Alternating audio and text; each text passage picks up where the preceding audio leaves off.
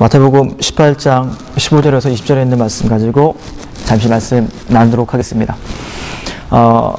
프로골퍼 스타 폴 에이징거는 1993년 LPG 메이저 대회에서 우승하여 트로피를 높이 쳐올렸습니다. 그 순간에 오른쪽 어깨가 찢어지는 듯한 고통을 느꼈다고 합니다. 그래서 그는 조직 검사를 했습니다. 그 결과 충격적으로 암이라는 진단을 받았습니다. 완치가 될 가능성이 전혀 없는, 정말 마음속에 두려움과 절망이 가득 밀려왔습니다. 하지만 그는 크리스찬이었습니다.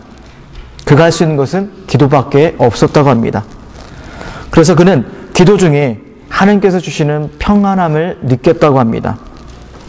하나님께서 함께 하심을 그는 느꼈고, 그 후에는 두려움과 절망, 심지어는 암까지 이겨내는 놀라운 은혜를 받았습니다.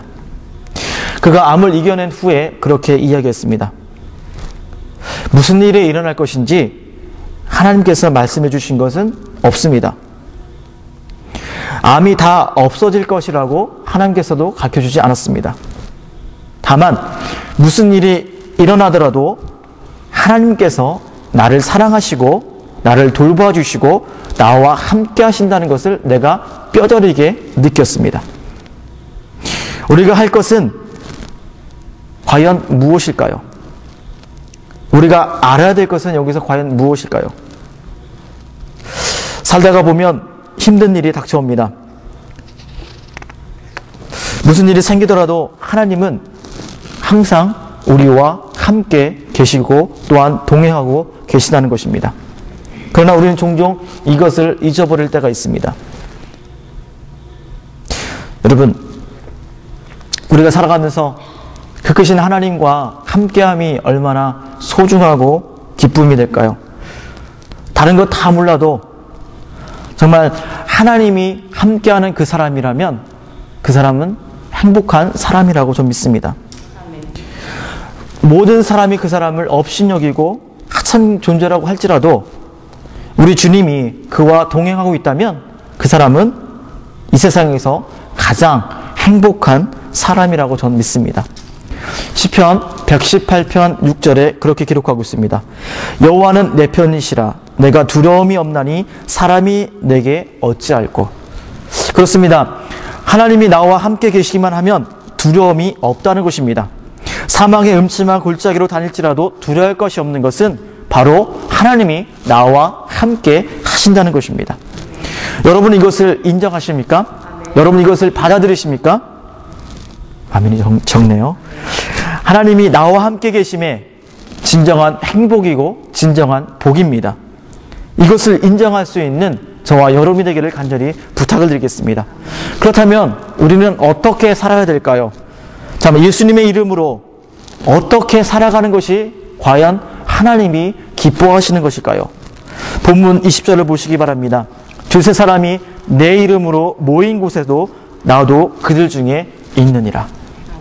그렇습니다. 비록 적은 소수의 사람이 모일지라도 그들이 함께하고 하나가 되는 그곳에 우리 주님이 우리와 함께 계신다라고 말씀하고 있습니다. 따라서 우리는 서로 협력하고 하나가 되는 일이 얼마나 중요한가를 우리는 알고 있어야 된다는 것입니다. 이렇게 예수님의 이름으로 협력 가운데 함께 하시는 그 주님의 은혜와 사랑이 무엇인지, 또한 주님이 함께 하심으로 이룰 수 있는 것이 과연 무엇인지 함께 나누면서 은혜를 나누고자 합니다. 첫째, 예수님의 이름으로 함께하는 것이 중요하다는 것입니다. 우리가 서로 협력하지 못하게 하는 것 중에 하나가 무엇입니까? 그 이유 중에 하나가 서로 마음이 맞지 않는다는 것입니다. 이 세상을 살아가면서 마음 맞는 사람을 찾는다는 것은 결코 쉬운 일이 아닙니다. 그러나 우리는 마음이 맞지 않는 사람과도 또한 만나게 되고 그들과 또한 합력하여 선을 이룰 수 있어야 된다는 것입니다. 협력하지 못하게 하는 것 중에 가장 방해되는 요소가 있다면 그것은 바로 마음이 맞지 않는다는 것입니다. 손발이 맞으면 어떤 일을 하더라도 쉽습니다. 그리고 재밌습니다. 그러나 손발이 맞지 않으면 모든 것이 삐끄덕거립니다. 아무리 작은 일을 한다 하더라도 그 작은 일 하나조차도 못하는 것이 바로 우리들의 인간의 모습입니다. 그래서 대개 사람들은 어떻습니까? 나와 맞지 않을 것 같으면, 우리에 맞지 않는 사람 같으면 우리는 어떡합니까? 없는 사람 취급합니다. 무시해버립니다. 그 사람을 아예 제외시킵니다. 이것이 바로 서로 간의 협력을 해치는 모습입니다. 하나가 되는 것을 방해하는 모습이 바로 이러한 모습이라는 것입니다. 그러나 주님께서는 우리에게 말씀하십니다. 합력하여 선을 이루라. 합력하여 선을 이루라는 것은 좋은 일이든 나쁜 일이든 그들과 함께 하나가 되어 하나님의 일을 이루어 가라는 것입니다.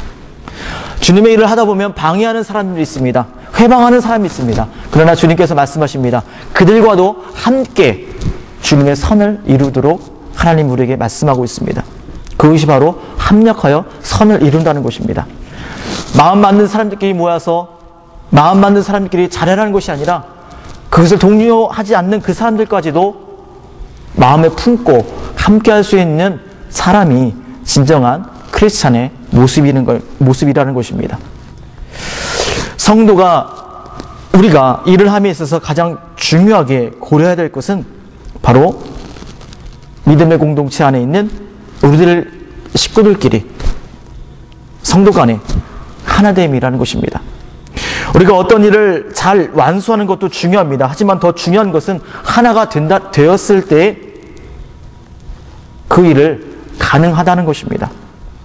만약 그렇지 않게 될 때에는 어떤 일이 일어납니까? 사람을 소외시키고 마음을 아프게 하고 상처를 주게 됩니다. 그래서 우리는 단독 플레이는 우리가 반드시 피해야 할 그런 모습입니다. 우리 성경에 너무나도 혼자 너무나도 잘 했던 능력 있는 사람을 보게 됩니다. 그 사람이 누군지 아십니까? 바로 엘리야 선지자입니다. 그는 대단히 많은 일을 했습니다. 혼자서 이스라엘에 비가 내리게 하고 그치기도 했습니다. 죽은 아이를 살려내기도 했습니다.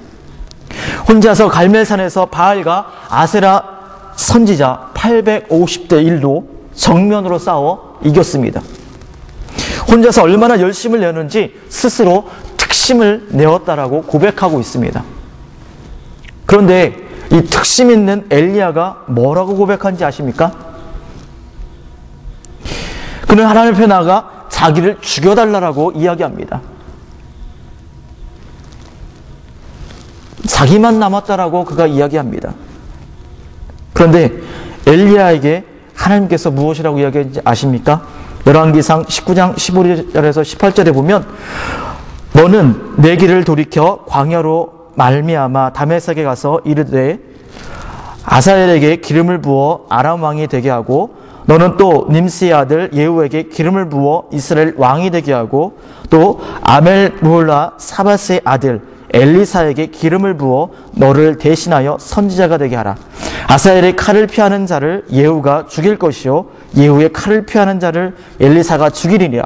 그러나 내가 이스라엘 가운데 7,000인을 남기리니 다 무릎을 바알에게 꿇지 아니하고 다 그 입을 바알에게 맞추지 아니한 자니라라고 기록하고 있습니다. 한마디로 말해서 혼자 잘났다고 생각하지 말고 다른 사람들과 함께 분업하라는 것입니다. 왜 모든 일을 너 혼자 하려고 그러느냐라고 하나님께서 꾸짖는 부분입니다. 왜 독불 장군처럼 네가 모든 것을 하려고 그렇게 하고 있느냐?